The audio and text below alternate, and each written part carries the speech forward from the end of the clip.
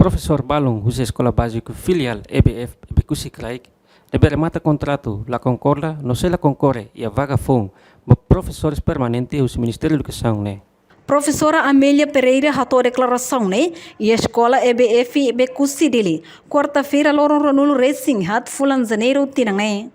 Minha parte, ela satisfaz a declaração do Ministra da Educação, Dulce Soares, nebediam professores contratados, sira la ia ona legalidade ou direito a tu honoring estudantes sira. Além de professores Amélia mos considera vagatura ba professores sirane, badet ema sirane be sedau ia experiência honoring, enquanto sirane professores nanis ona, nebela precisa tu irtan teste.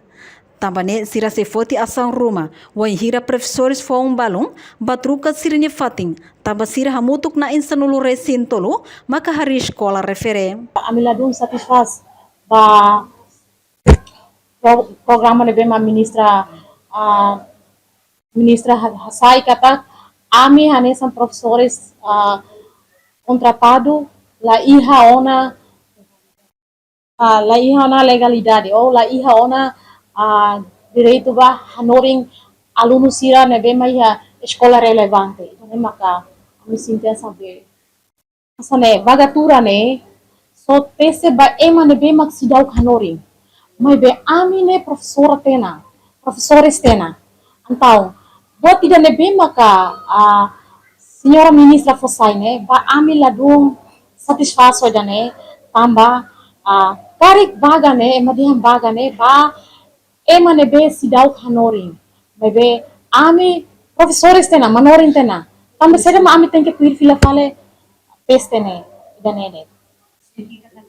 ami sei la compete tamba ami professores tena tamba ami laos ami hari escola idanene laos de hari iha permanente nyeleteng mai be escola idane EBF Becusi de baixo ne hari iha voluntário sanu resintolu nyeleteng tarik emaseluk mai ami sei la simo tamba iha idane bede ami professores voluntários durante tinan sanulo até mai iha 22, 23 ami assina contrato no ami hetang netik ami nia bukai uan rumah ba mai ami rasi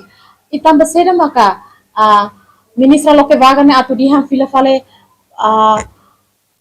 ema sira ne be maka lihusi teste vagatura ne atu mehanori ne ba ami nudar professores ne be maka iha escola ne tinan barak durante tinan sanulo ami voluntari até tama mai iha hetang 2022,